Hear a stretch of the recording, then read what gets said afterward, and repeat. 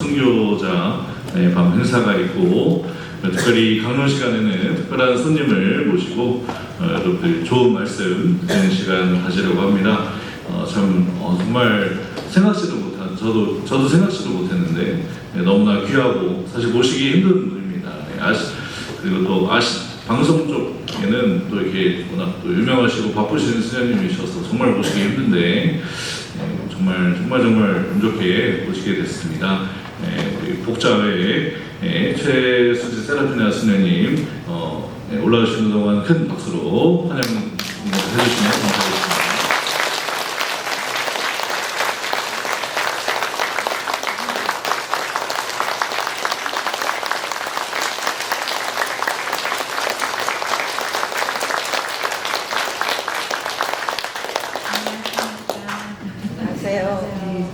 한국 신규복자 수녀회의 최수지 세라피나 수녀입니다. 반갑습니다. 별로 모시기 어렵진 않고요. 잘 보이시나요? 네. 네.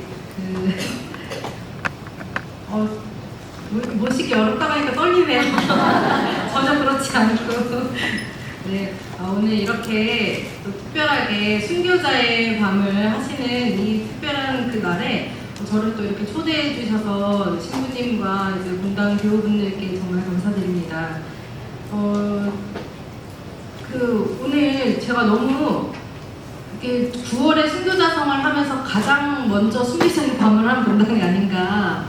보통은 9월 20일 가까이 하더라도 9월 20일 가까이 하거나 9월 말에 많이 하시는데 이게 딱 9월 순교자성을 시작하는 첫 목요일에 그 특별한 밤을 봉헌하시는 이 향남 본당 참 좋은 곳이라는 생각이 많이 들었습니다. 네, 제가 오늘 여러분과 함께 나누고 싶은 주제는 그리스도를 따르는 길, 순교입니다. 이게 사실 순교 여러분도 순교자의 밤 하시는데 순교자들 생각하면 어떠세요? 막 애달프고 좀 안타깝고 슬프고 감동스럽고 벅차고 되게 다양한 감정이 있는데 다 많이 또 고통스러우셨겠다라고 많이 생각하시죠. 근데 그분들 보면서 나도 순교해야지 라는 마음이 드시나요? 아니 들어야 되는데 순교자들을 이렇게 우리 순교자의 밤 하고 순교자 현양하고 순교자들에 대한 이야기를 듣고 왜 그러느냐면은 나도 순교해야 되거든요. 순교할 생각 없는데 그거 보면서 저분들은 순교자니까 가능해 이러고 나는 아니고 그러신가요? 순교하겠습니다. 그럼 극한 끝났어요. 네. 저희가 이제 또 이렇게 순교자 성월에 유독 이렇게 기억을 많이 하는데 저는 사실은 순교자 성월에도 이렇게 특별하게 기억하는 것도 좋지만 1년 365일 우리가 순교자들을 현양해야 한다라는 생각이 되게 많이 드는데요. 왜냐하면은 순교자들이 그 박해시대 때 다 순교하고 그걸로 끝난 다 지난 과거의 일이 아니라 지금 우리에게도 일어날 수 있는 일이기 때문이죠. 네. 이미 지나간 일이면 그냥 역사 공부하듯이 넘기고 말 텐데 우리는 계속 기억하고 현양하고 묵상하고 합니다. 바로 순교자들의 삶이 우리에게 되게 울림을 주고 모범이 되기 때문이죠. 그런데 우리는 이렇게 또 저보다 더 오랫동안 신앙생활 하시는 분들도 많으신데 때때로 내가 진짜 그리스도인답지 못하다고 여겨지거나 그럴 때 또 스스로 실망하기도 하고 또 한편으로는 나는 정말 열심한 신앙인이고 싶고 나는 모범적인 천주교 신자이고 싶은데 내가 그렇게 하지 못하도록 방해하는 사람들이나 상황들이 참 많죠. 다 그것 때문이죠. 내가 못하는 거는 사실 보면 다 그런 것 같아요. 순교자들도 이렇게 열심히 자유롭게 신앙생활 하고 싶었지만 시대적으로 이제 사회적으로 그게 가능하지 못했죠. 그런 방해를 많이 받았는데요. 우리도 여러분도 다 각자가 자신의 자리에서 나름대로 그리스도인으로 하느님 모상으로 살아가려고 그렇게 노력하는데 사실 정말 쉽지가 않습니다. 네, 마테오복음 16장 24절에서 25절 말씀인데요. 이게 쉽지 않은 게 당연해요. 예수님 말씀하신 거 보면 십자가 지라 그러고 목숨을 잃어야 한다고 하는데 그게 어디 쉽겠어요? 별로 편하지 않죠. 순교자들이 겪어야 했던 상황이 그때만 특별하게 박해 시대여서 그런 게 아니라 그때도 지금도 어느 시대든 다 마찬가지인 것 같아요. 보면은 근데 순교자들은 정말 이 말씀을 그대로 살으셨던 분이고, 물론 이 시대에도 많은 성인 성녀들, 프란치스코 교황님도 그러셨고 김수환 추기경님도 그러셨고 이 말씀, 예수님의 말씀을 잘 실천하셨습니다. 근데 특히나 순교자들이 정말 이 말씀을 정말 자기의 십자가를 지고 목숨 잃는, 실제로 목숨을 잃어서 하느님 나라에 가신 분들이죠.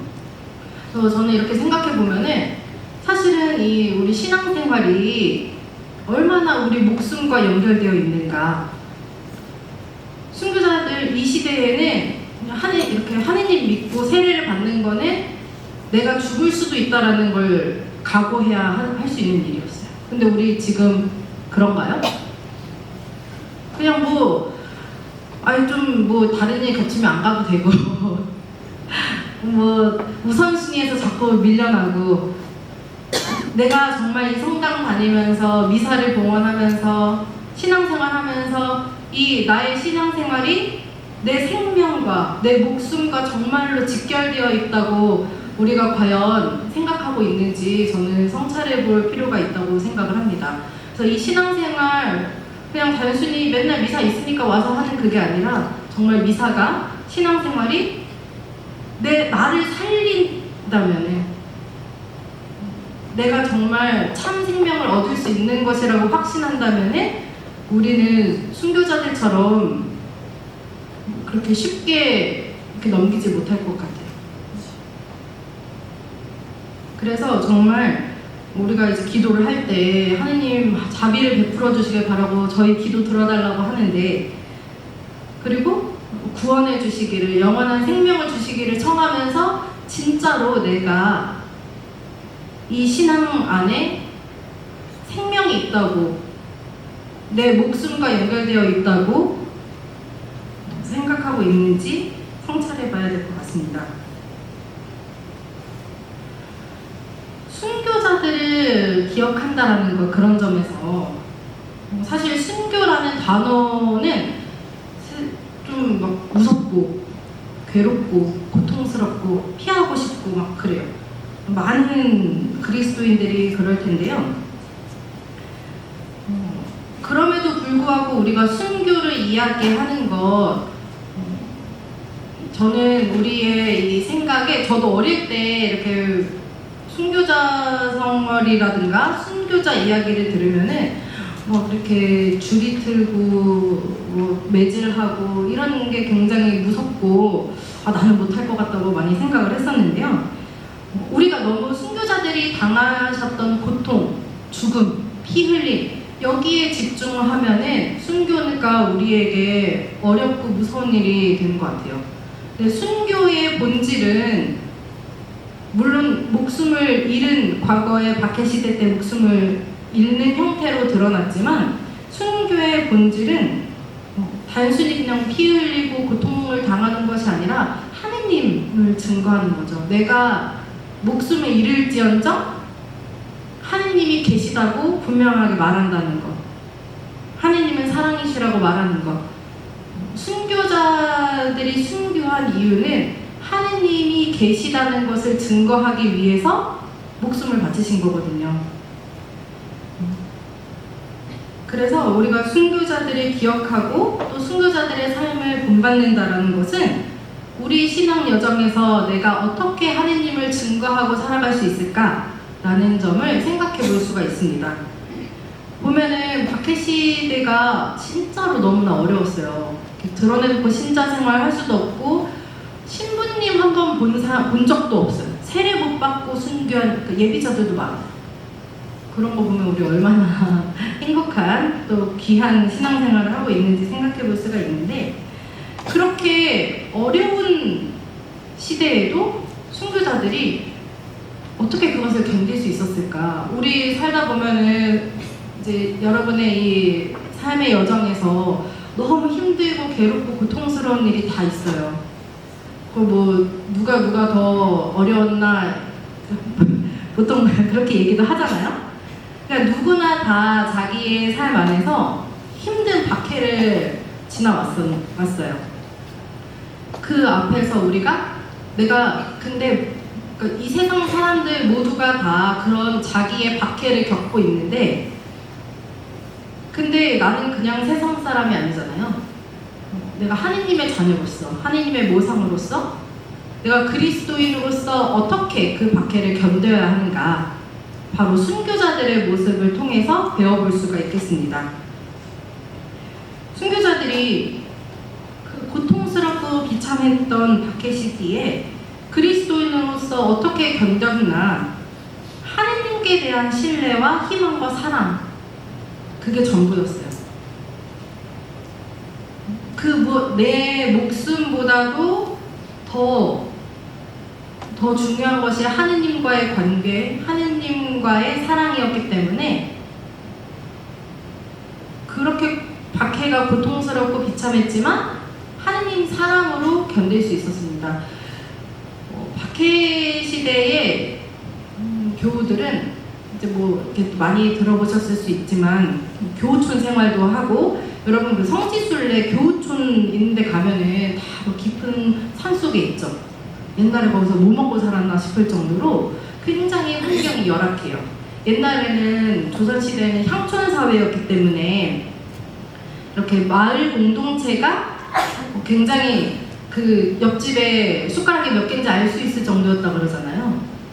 그렇게 세세하게 알고 지금처럼 이사를 다니는 것도 쉽지가 않았어요. 이제 법적으로도 그렇고, 그 안에서 신앙인으로 산다는 것은 정말 쉽지 않았습니다. 그래서 신자들이 박해를 피해서 비신자들의 그런 비난과 멸시와 모욕을 피해서 교우촌, 산골 깊은 곳으로 가죠. 교우촌에 가서 내가 원래 살던 곳에 밭을 일구거나 할 수 있나요? 못해요. 산에 들어가서 풀뿌리 캐다 먹고 살 게 없어가지고, 혹시라도 가뭄이 들면은 세상 사람도 먹고 살기 힘들어서 굶어 죽는데 교우들은 더 있죠. 그렇게 어려운 시대에도 신앙을 잃지 않고 계속 지켰던 것은 하느님 나라에 대한 확신, 하느님께 대한 사랑 때문이었습니다. 우리가 하느님 나라 분명하게 있다고 믿죠? 네. 우리 삶이 여기서 끝나나요? 아니죠. 우리는 하느님 나라를 향해 가고 있어요. 순교자들도 이 세상의 박해가 아무리 고통스럽고 비참할지라도 하느님 나라라는 분명한 목표가 있었기 때문에 하느님 나라에서 하느님 뵙고 하느님과 함께 영원히 행복하게 살고 싶었기 때문에 이 세상 사는 게 아무리 힘들고 고통스럽고 괴로워도 기쁘게 다 받아 안을 수가 있었습니다. 순교는 순교 자체가 어떤 목적이 아니라 하느님 나라를 향하는 과정일 뿐이었어요. 우리도 여러분들이 사실은 이렇게 미사 오시고 또 주변에 전교도 하시고, 저는 그 모든 것도 다 순교랑 연결된다고 생각을 해요. 순교는 하느님을 증거하는 것이니까. 그러니까 내가 하는 하느님이 계시다고 말하는, 행동하는 모든 것이 다 순교의 행위로 연결이 될 수가 있어요. 또 순교 할 수 있어요, 없어요? 있습니다. 할 수 있죠. 어렵지 않아요. 그렇게 내가 순교에 대해서 당연히 할 수 있는 것, 하느님을 위해 마땅히 해야 하는 것으로 받아들일 때 우리는 순교자들의 마음을 더 깊이 이해할 수 있을 것 같습니다. 우리 신앙 여정 삶의 끝은 이 세상 여기가 아니라 하느님 나라예요.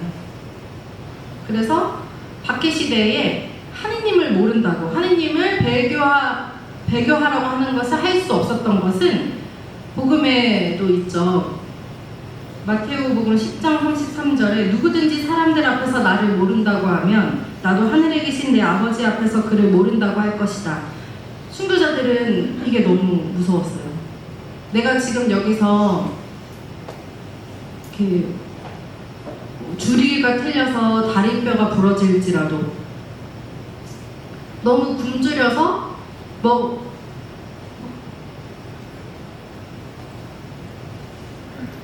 너무 굶주려서 이렇게 옥에 그 짚을 집 속에 있는 이를 잡아 먹더라도 하느님을 모른다고 할 수가 없었고 배교할 수 없었어요. 그래서 순교는 하느님께 대한 충실함이 드러나는 그런 신앙 고백입니다. 주님을 안다고 고백하는 것.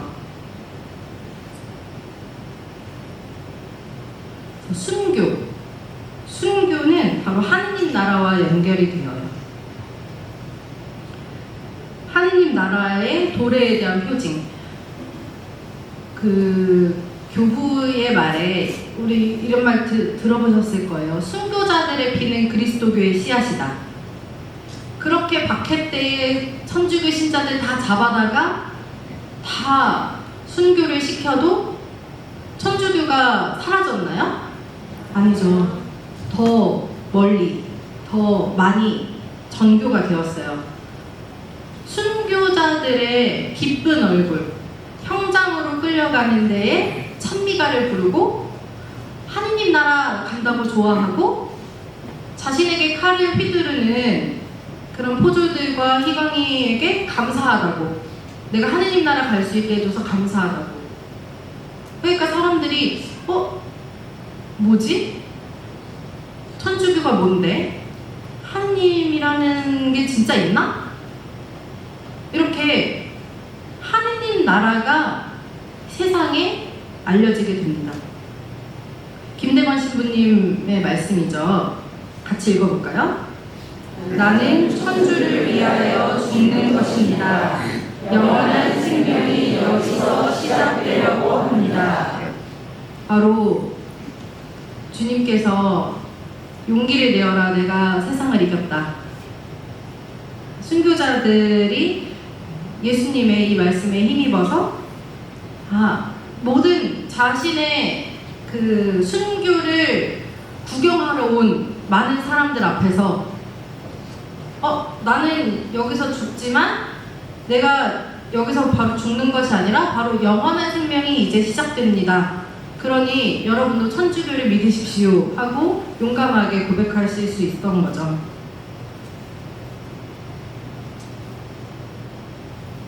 그래서 마태오복음 15장 11절에서 12절 말씀과도 연결이 됩니다. 사람들이 나 때문에 너희를 모욕하고 박해하며 너희를 거슬러 거짓으로 온갖 사악한 말을 하면 너희는 행복하다.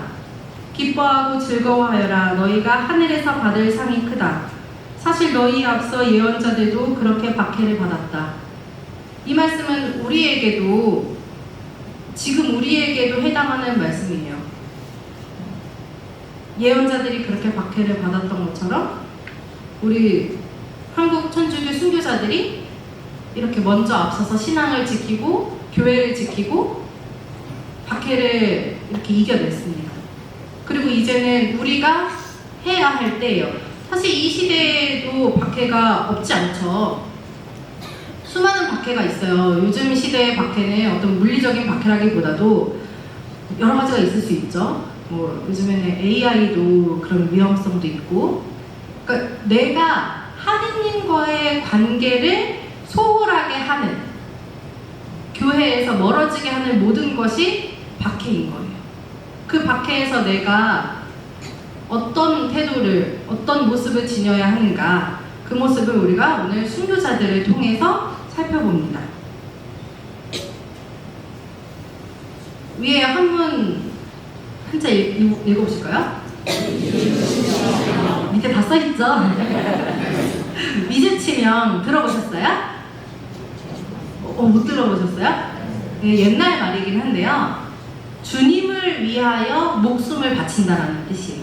그래서 우리가 지금은 순교자라고 하지만 옛날에는 치명자라고 이야기를 했습니다. 주님을 위하여 목숨을 다한다라는 뜻이에요.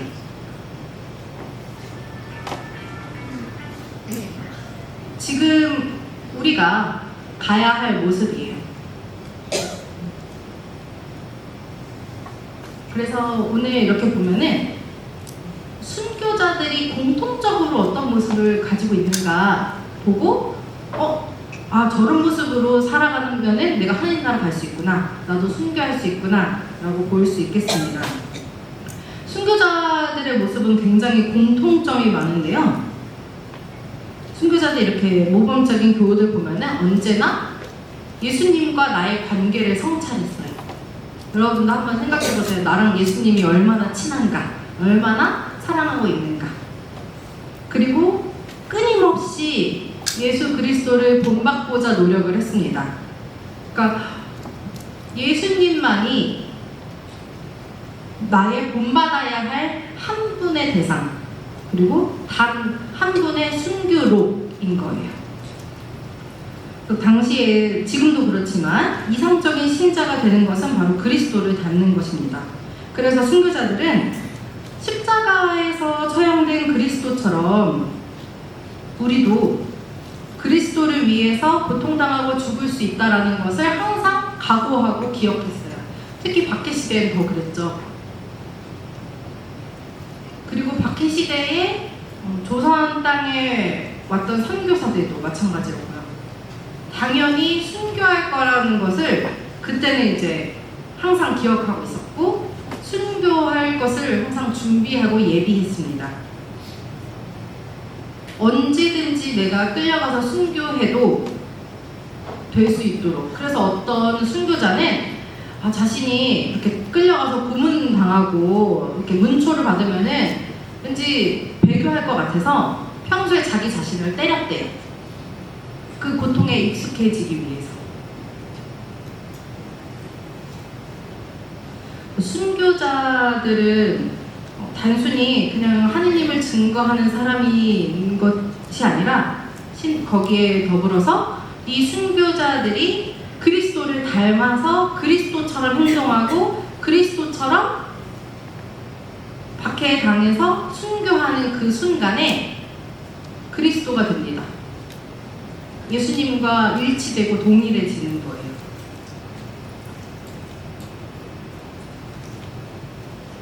또 보면은 순교자들의 모습은 예수님의 모습과 굉장히 유사하게 표현되고 묘사됩니다. 안티오키아의 이냐시오, 이거는 우리 한국 천주교회 얘기뿐만이 아니에요. 우리 보편교회 안에서도 교부들이 이제 순교는 고통과 죽음으로 그리스도를 완전하게 모방하는 것이라고 했습니다. 그리고 토마스 아퀴나스는 세례 성사는 그리스도의 죽음을 재현하는 형식으로 죽음에 동참하게 하지만 순교는 순교 그 자체로서 우리를 그리스도와 동일하게 만든다. 여러분 예수님과 일치되고 싶으시죠? 그럼 순교해야겠죠? 그래서 우리 103위 성인 124위 복자 있잖아요. 원래는 지금 우리가 또 가경자 최양업 신부님 시복을 추진하고 있는데, 최양업 신부님 시복에 있어서 지금 거의 마지막 단계인 기적심사를 계속 심사 중이에요. 그런데 103위 성인과 124위 복자는 기적심사가 있었을까요? 없었을까요? 없었어요. 순교 자체로서 완전한 증거가 되기 때문에 순교자들에게는 기적 심사가 없습니다. 순교가 기적인 거예요. 그러니까 순교는 완전한 하느님 나라의 열쇠인 거죠. 모든 순교자들이 그렇소 나는 그리스도인이요 라는 용감한 고백을 합니다. 한결같이 거의 모든 순교자들의 행적과 순환에 나타나는 답변이에요. 우리 한국천주교회의 제5대 주교님이 누구실까요? 되게 유명한 분이신데요. 이게 대답을 바란 건 아니었지만 그 갈베못에서 병임박힐 때 순교하신 바빌리 주교님. 네, 바빌리 주교님이 갈메못에서 순교를 하셨는데 순교하신 날이 어떤 날인지 아세요? 성금요일. 바로 예수님 돌아가신 성금요일에 순교하셨는데 본래는 이제 처형 날짜가 더 미뤄지게 됐어요. 성금요일이 아니라 금요일 하루가 이틀 더 늦게 날짜가 미뤄지니까 바빌리 주교님이 안 된다고 한 거예요. 우리는 주 예수 그리스도께서 돌아가신 성금요일에 죽어야 합니다. 그렇게 요청을 해서 성금요일에 순교를 하셨습니다. 순교는 가장 철저하게 예수 그리스도를 따르는 길이에요. 십자가 위에서 예수 그리스도께서 케노시스라는 말이 있죠. 비유.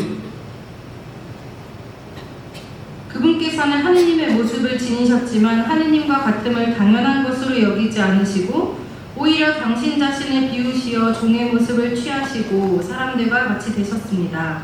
이렇게 여느 사람처럼 나타나 당신 자신을 낮추시어 죽음에 이르기까지 십자가 죽음에 이르기까지 순종하셨습니다. 필리피서 말씀인데요. 순교자들은 바로 이 예수님의 가장 철저한 비움을 똑같이 따라합니다. 그것을 절실하게 체험을 한 분들이 바로 순교자들이신데요. 좀 더 구체적으로 순교자들이 어떤 마음으로 신앙 고백을 했는지 한번 보겠습니다. 복자 박취등 라우렌시우는 옥에 체포가 되어서 옥에 갇혀 있을 때 어떻게 해야 하느님의 은총을 얻을 수 있을까 궁리한 때에 십자가를 따르라는 예수님의 십자가가 보였다고 증언합니다. 그리고 성 이문우 요한도 마음속에 예수의 오상을 깊이 새겨두시오. 천주님께 사랑을 사랑으로 갚고 목숨으로 목숨을 갚으십시오. 박해는 그리스도의 고통을 본받을 수 있는 좋은 기회라고 여겼습니다. 제가 이제 항상 어디에 가나 이렇게 좀 말하는 게 있는데요. 순교의 은인이라는 표현이 있어요. 여러분, 저 순교의 은인이 누군 것 같아요? 바로 박해자죠. 순교자들은 자살이 아니에요. 신앙을 증거하도록 강요하는, 요구하는 그 박해자가 있어야 되는데 순교자들이 그 박해자들을 원망하고 미워하고 증오하고 그런 것이 아니라 감사하다고 그랬어요. 그들이 있어야 내가 순교할 수 있기 때문이죠. 여러분, 나를 박해하는 사람을 한번 떠올려 볼까요? 누구라도 떠오르죠. 뭐 남편이거나 자식이거나 뭔가 내가 나를 박해한다고 여기는 뭐 직장에서의 사람이 있을 수도 있고 이 세상의 어떤 요소일 수도 있고 각자 다 다를 거예요. 근데 한 번이라도 그 대상에 대해서 내가 감사하다고 여겨본 적이 있나요? 없죠. 아, 저놈 때문에 내가 나는 정말 착한 신자가 되고 싶은데 저놈 때문에 못하는겨 이러면서.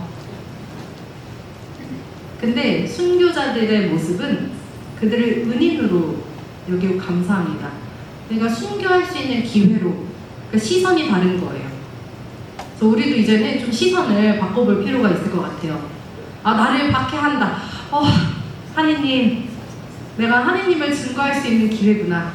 그러니까 그 순간을 내가 미움과 증오로 나를 죄짓게 하는 게 아니라 하느님의 말씀을, 하느님의 은총과 하느님의 덕을 내가 실현할 수 있는 초대로 여기면은 우리가 그때 죄를 짓지 않고 더 성숙한 신앙인이 될 수 있을 것 같습니다. 목자 김대건 베드로도 예수 그리스도 수많은 은혜를 다만 머리털 한 가닥만큼이라도 갚으려면 순교되어서 순교의 일을 처지에 있는데도 머리털 한 가닥만큼 갚지도 못했다고 생각을 하셨어요. 우리는 어때요?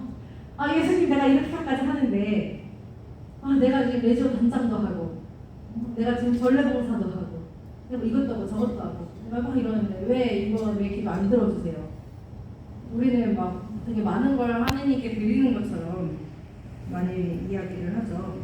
저도 그래요. 저도 제가 수도 생활하는데 제 인생을 바쳤는데 이러면서 그렇습니다. 성 박종원 아우구스티노도 예수님께서 우리를 위해 죽으셨으니 나도 그분을 위해 괴로움을 받고 죽는 것이 마땅하다, 당연하다고 생각합니다. 목자 이도기 바울, 나도 십자가 위에 있으니 예수님과 같이 해야 하고 어떻게 참담을 헐값으로 살 수 있는가? 보통은 영원한 행복을 사는 돈이네. 하느님 나라 물론 하느님께서 거저 주시기도 해요. 거저 주세요. 근데 우리가 그 성사 생활 제대로 하지 않고 밖에 나가서 갑질하고 이렇게 신앙인답지 않게 살면 뭐 얻을 수 있겠어요? 아니죠. 우리도 혼인잔치에 그 혼인 예복을 입은 마땅한 사람이 되어야겠죠. 성 최강원 프란치스코도 이때 이 말씀은 수리산 교우촌에서 다 같이 체포되어서 끌려갈 때 교우촌 신자들에게 한 이야기예요. 형제들아 용기를 분발하라. 너희 앞을 서서 갈바리아로 올라가시는 오주 예수를 보라. 그러니까 체포되어서 끌려가는 중에도 그러니까 모든 때에 오직 예수 그리스도만 본 거예요. 다른 주변의 다른 것을 보는 게 아니라 오직 하느님께, 오직 예수님께 시선이 고정되어 있습니다. 목자 이시 만나도 잠시 지나가는 목숨을 보전하려고 어떻게 참된 생명과 영원한 행복을 이룰 수 있겠습니까? 김윤덕 아가타 막달레나는 배교를 했어요. 근데 다시 배교를 취소하고 돌아와서 아까는 너무 견디기 어려워서 배반했지만 저는 이제 다시 그것을 뉘우치고 죽겠습니다. 저는 어느 때보다도 더 진실한 신자입니다. 라고 다시 고백하고 내가 풀려나서 생명을 보전할 수 있게 되었는데 그것을 다시 버리고 하느님을 잠시나마 모른다고 한 게 너무 슬프고 안타까워서 다시 돌아가서 죽겠다고 합니다. 목자 이경원 바오로는 나는 열심도 없고 체질도 허약합니다. 그러나 비상한 특은으로 형틀 위에 놓여있는 동안 구세주의 매맞으심과 십자가에 못 박히신 것만을 묵상하였고 매질할 때마다 예수 마리아를 불렀습니다. 나는 너무 열심히 하지도 못하고 너무 약해요. 너무 허약해요. 그래서 하느님의 비상한 은총이 필요한 사람이라고 겸손하게 이야기를 합니다. 그런 그 은총에 힘입어서 매맞을 때마다 예수 그리스도의 매맞으심을 기억하고 예수 마리아를 불렀습니다. 그 순간에는 이경원 바오로는 그냥 한 인간이 아니라 예수 그리스도가 되는 거예요. 동일해지는 거죠. 예수님이 그때에 다시 함께 하시는 거예요. 목자 이봉금 아나스타시아 몇 살인지 아세요? 12살. 우리 백삼이 성인의 성 유대철 베드로 13살 꼬마 성인이라고 하죠. 근데 목자 이봉금 아나스타시아는 그보다 한 살 더 어린 12살입니다. 근데 체포되어서 끌려가서 하는 말이 굉장히 기가 막혀요. 7살이 되기 전엔 철이 들지 않아서 천주님을 제대로 공경하지 못했습니다. 하지만 7살 때부터는 천주를 섬겨왔으니 오늘 천주님을 배반하고 욕하라고 해도 그렇게 할 수 없어요. 1000번 죽어도 그렇게는 못하겠어요 라고 이야기해요. 12살이. 내가 12살 때 어떤가 제가 막 생각해보면은 철없이 성당 가서 뭐 놀기만 하고 그랬는데 12살짜리가 7살 때부터 지금까지 하느님을 섬겨왔다고 당당하게 이야기합니다. 7살 되기 전에는 잘 모르고 철도 안 들어서 제대로 공경을 못했는데 7 7살부터 지금까지는 열심히 섬겼다고. 저는 그래서 목자 이봉금 아나스타시아가 굉장히 마음에 많이 남는데요. 그 바오로 사도처럼 나를 본받으라고 말하잖아요. 그러니까 우리가 신앙생활 하는 데 있어서 저는 그 겸손도 겸손이지만 내가 정말로 내가 모범적인 신앙인으로서 나를 본받으세요. 나는 지금까지 열심히 하느님 앞에 굉장히 충실하게 살고 있어요 라고 말할 수 있는가.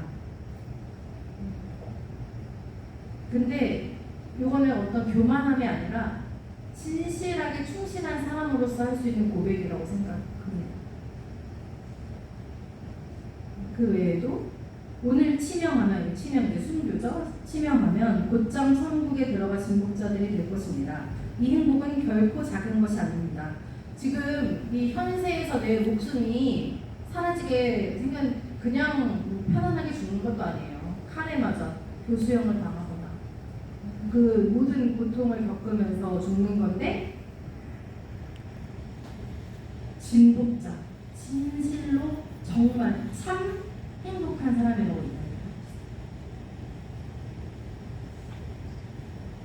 성 이윤일 요한도 나는 이제 순교하러 떠난다. 마치 어디 그냥 마실 가는 사람처럼 자녀들에게 당부하는 거예요. 나는 이제 순교하러 떠난다.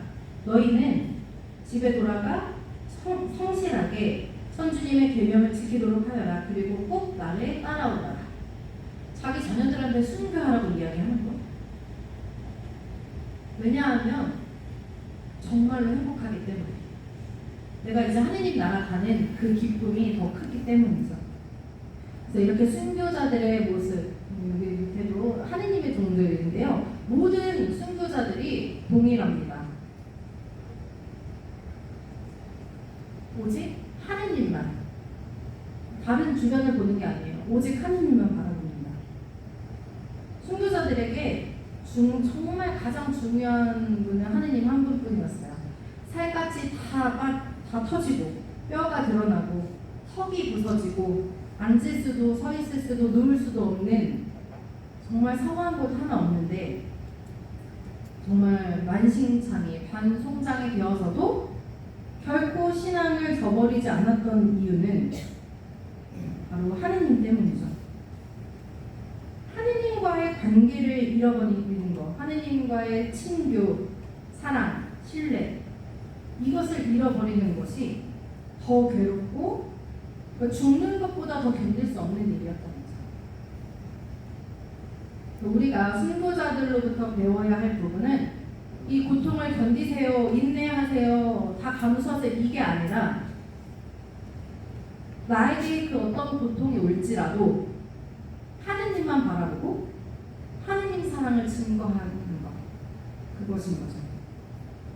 순교자의 길은 하느님을 사랑하는 길이고 그리스도를 가장 잘 따르고 그리스도와 하나가 되는 길입니다.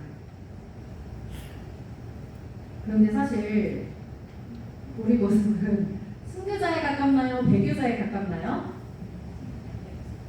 순교자에 가까우세요? 아니에요? 아니요? 때때로 내 모습은 순교자보다 배교자에 더 가까운 것 같아요. 그죠? 하루에도 몇 번씩 죄를 짓고 근데 얼마나 다행이에요. 우리 보혜성사 있어가지고 그죠? 네, 정말 하느님의 은총인데요. 이 현실적으로 보면은 순교자들은 뭔가 순교사니까 가능한 것 같고 은총이고 이경환 바오로도 특은으로 됐다고 하잖아요. 나랑은 좀 거리가 먼 것 같아. 뭔가 공감이 잘 되지 않아. 오히려 배교자들의 마음을 더 이해할 수 있을 것 같아요. 물론 순교자들이 많은 것처럼 배교자도 엄청 많아요. 그런데 그 배교자에는 세 부류가 있습니다. 배교한 것을 뉘우치고 순교로 다시 나아가시는 분, 배교하고 모든 이 미움과 증오로 신자들을 밀고 하고 다니는 배교자, 그리고 배교해서 유배를 가거나 풀려났는데도 한평생 배교한 것을 후회하면서 살아가는 사람. 우리는 어떤 사람이 될까요? 중요한 것이 우리 순교자들에게 배우는 그런 순교자들의 대단한 믿음과 하느님만 바라보는 것, 이 모습도 중요하지만 또 가장 중요한 것은 회심이라고 생각합니다. 하느님, 이렇게 오직 하느님만 바라보는데 내가 좀 약해져서 딴 데 볼 수도 있어요. 그럼 어떻게 해야 돼요? 다시 가야죠. 하느님께 다시 돌아가는 거. 그래서 이 많은 순교자들이 이제 배교를 합니다. 그 최양호 신부님의 어머니 복자 이성례 마리아도 배교했죠. 그리고 다시 나아가서 순교했습니다. 많은 순교자들이 배교라는 과정을 또 거치기도 했는데요. 그럼에도 불구하고 우리가 본받을 것은 회심이에요. 회심. 다시 하느님께 돌아가는 것. 다시 끊임없이 하느님께 시선을 다시 돌리는 것이 필요한데요. 예수님께서 잡혀가셨을 때 그 유다는 통회하지 않았지만 베드로는 또 다른 모습으로 예수님께 다시 사랑한다고 3번이나 고백하죠. 순교자들 가운데서도 정말 이 죽음의 두려움과 형벌에 대한 이 고통, 두려움 때문에 하느님을 배반하는 경우가 있었습니다. 그럼에도 불구하고 다시 베드로사도처럼 통회하고 나아간 순교자들도 있는데요. 여기 저는 마지막에 최혜주라는 신자도 소개해주고 싶어요. 신유박해 때 배교하고 유배를 갔는데 유배 간 곳에서 이제 살다가 선종을 했어요. 근데 이 자책이라는 글을 씁니다. 자책. 이 자책이라는 책도 있는데 지금은 절판돼서 구할 수는 없어요. 근데 이 자책이라는 책의 내용은 뭐였냐면은 배교한 걸 후회하는 거예요. 한평생. 그리고 이렇게 내용에 그런 내용이 있습니다. 차라리 단칼에 순교하는 것이 좋다. 죽을 때까지 이분은 자기가 배교한 것을 통회하고 괴로워하면서 일생을 순교자처럼 살고자 하세요. 배교라는 큰 죄 때문에 내가 하느님 나라에 가지 못할까봐 남은 인생을 굉장히 충실하고 힘들고 그 힘든 것과 여기서 힘들다라는 것은 열심히 신앙생활을 했다는 건데요. 우리 모습이 그렇죠. 언제 하느님 나라 갈지 모르지만 그때까지 하느님 나라 갈 수 있도록 계속 준비를 하잖아요. 최혜도 자책이 그런 내용이 절절하게 있습니다. 그래서 우리가 순교자들, 배교자들에게서 볼 수 있는 모습은 하느님만 바라보는 것과 내가 잠시 하느님을 바라보지 못했더라도 다시 하느님 보는 것, 회심하는 것, 끊임없이 하느님께 돌아가는 것. 제가 이제 한국 순교복자 수녀회인데요. 저희 창설자이신 신부님이 이제 무화 광유령 안드레아 신부님인데 이런 말씀하셨어요. 통의 정계 보속은 못 고치는 병이 없으니 우리가 잘못해서 흐린 순간, 침침한 순간을 밝고 깨끗하게 만든다. 잘못해도 다시 돌아가는 거예요. 통의 정계 보속으로. 그래서 이 통의 정계 보속, 회심은 꾸준하게 그리고 즉시. 내가 지금 잠깐 하느님 안 봤어. 내 마음대로 내 제멋대로 막 했어요. 그럼 그것을 깨달은 즉시 통의 정계 보속하고 하느님을 바라보는 것. 밑에는 이제 최혜도 자책에 있는 내용인데요. 영혼의 죄는 뉘우침으로 씻는다 하였으니 죄를 짓고 뉘우침에 눈물이 없으면 무엇으로 끄리요? 에고 나 죽으리로다. 이를 어이할고 나 죽으리로다. 배교한 그것을 통해하면서 죽을 가슴 터지는 듯 미칠 듯 취한 듯 생각 못하면 그저 지극히 원통하여 애달기만 하도다. 앞으로 잘하면 영원한 고통을 면한다고 하나 연옥은 어이할고 그러나 우리들 실망하지 말고 부지런히 힘써보세. 내가 잠시 죄를 짓고 배교하고 하느님 모른다고 했어도 내가 그리스도인답지 못한 생활을 하거나 증오와 미움이 있었다 하더라도 즉시 다시 통일정계 고속하고 하느님께로 마음을 돌리고 내 죄에 실망하지 말고 실망하고 처져 있을 때가 아니에요. 이것을 다시 이제 회복시키기 위해서 부지런히 힘써야 한다는 것입니다.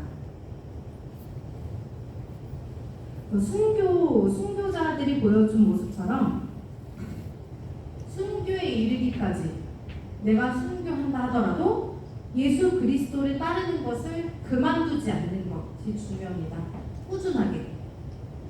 옛날 말에는 간단 없는 생활이라는 간단 없는 기록, 간단 없는 생활인데 이 간단 없는이라는 것은 간단하지 않다 이게 아니라 이 한자인데요. 사이간 끊어질 판에서 사이가 끊어지지 않는 것을 말합니다.